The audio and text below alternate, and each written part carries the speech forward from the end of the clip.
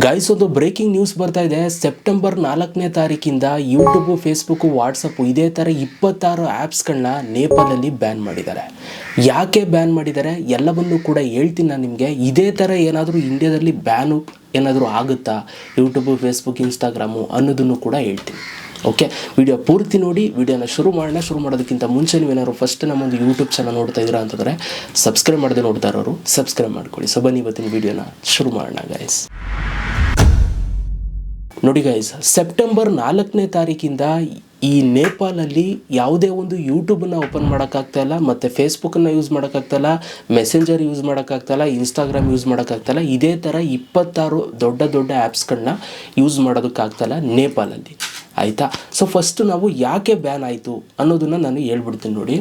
ನೋಡಿ ಈ ಒಂದು ಆ್ಯಪ್ಸ್ಗಳೆಲ್ಲ ಏನಿದ್ದಾವೆ, ಯೂಟ್ಯೂಬು, ಇನ್ಸ್ಟಾಗ್ರಾಮು, ಫೇಸ್ಬುಕ್, ಇದೆಲ್ಲವೂ ಕೂಡ ಇದು ರಿಜಿಸ್ಟರ್ ಮಾಡ್ಕೊಳ್ಬೇಕಿತ್ತಂತೆ. ಆಯಿತಾ? ಸೊ ಗೌರ್ಮೆಂಟ್ ಅವರಿಗೆ ರಿಜಿಸ್ಟರ್ ಮಾಡ್ಕೊಳ್ಳೋದಕ್ಕೆ ಒಂದು ಡೇಟನ್ನು ಕೊಟ್ಟಿರ್ತಾರೆ. ಆ ಡೇಟ್ ಒಳಗಡೆ ಅವರು ರಿಜಿಸ್ಟರ್ ಮಾಡ್ಕೋಬೇಕು. ಬಟ್ ಈ ಒಂದು ಆ್ಯಪ್ಸ್ಗಳು ರಿಜಿಸ್ಟರ್ ಮಾಡ್ಕೊಂಡಿಲ್ಲ. ಆ್ಯಂಡ್ ಇವರು ಯಾವಾಗ ರಿಜಿಸ್ಟರ್ ಮಾಡ್ಕೊಂಡಿಲ್ವೋ ಅದನ್ನು ನೆಕ್ಸ್ಟ್ ಮುಂದೂಡಿದ್ದಾರೆ, ಡೇಟ್ಗಳನ್ನ ನೆಕ್ಸ್ಟ್ ಡೇಟ್ಗೆ ಮುಂದೂಡಿದ್ದಾರೆ. ಒಂದಷ್ಟು ಸ್ವಲ್ಪ ದಿನ ಅವಕಾಶಗಳನ್ನು ಕೂಡ ಕೊಟ್ಟಿದ್ದಾರೆ. ಬಟ್ ಆ ಅವಕಾಶಗಳನ್ನು ಕೂಡ ಕೊಟ್ಟರೂ ಕೂಡ ಆ ಒಂದು ಆ್ಯಪ್ಸ್ಗಳು ಯಾವುದೇ ಒಂದು ರಿಜಿಸ್ಟ್ರೇಷನ್ನ ಮಾಡ್ಕೊಂಡಿಲ್ಲ. ಆಯಿತಾ? ಆ ಒಂದು ಕಾರಣಕ್ಕೆ ನೇಪಾಳಲ್ಲಿ ಇವಾಗ ಅಟ್ ಪ್ರೆಸೆಂಟು ಜಸ್ಟ್ ಟೆಂಪ್ರವರ್ಲಿ ಬ್ಯಾನ್ ಮಾಡಿದ್ದಾರೆ ಯೂಟ್ಯೂಬು, ಫೇಸ್ಬುಕ್, ಇನ್ಸ್ಟಾಗ್ರಾಮ್. ಯಾಕೆಂತಂದರೆ ಇವೇ ಮುಖ್ಯವಾಗಿ ಎಲ್ಲ ಕಡೆ ನಡೆಯುವಂಥದ್ದು. ಇವೇ ಇಲ್ಲ ಅಂತಂದರೆ ತುಂಬ ಕಷ್ಟ ಆಗಿಬಿಡುತ್ತೆ.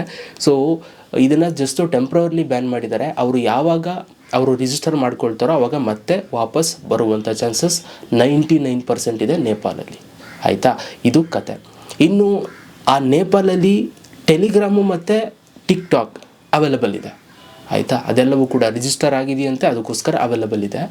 ಈಗ ನಾವು ಇಂಡಿಯಾ ಬಗ್ಗೆ ಬರೋಣ. ಇಂಡಿಯಾದಲ್ಲಿ ಏನಾದರೂ ಯೂಟ್ಯೂಬು, ಫೇಸ್ಬುಕ್ ಬ್ಯಾನ್ ಆಗಿಬಿಟ್ರೆ ಏನಪ್ಪ ಕತೆ ಅಂತ. ಯಾಕೆಂತಂದರೆ ತುಂಬ ಹೊಡೆತ ಬಿದ್ದುಬಿಡುತ್ತೆ. ತುಂಬ ಜನ ಕ್ರಿಯೇಟರ್ಸ್ಗಳಿದ್ದಾರೆ, ತುಂಬ ಜನ ಯೂಸ್ ಮಾಡೋರಿದ್ದಾರೆ, ಸಂಖ್ಯೆ ಜಾಸ್ತಿ ಇದೆ.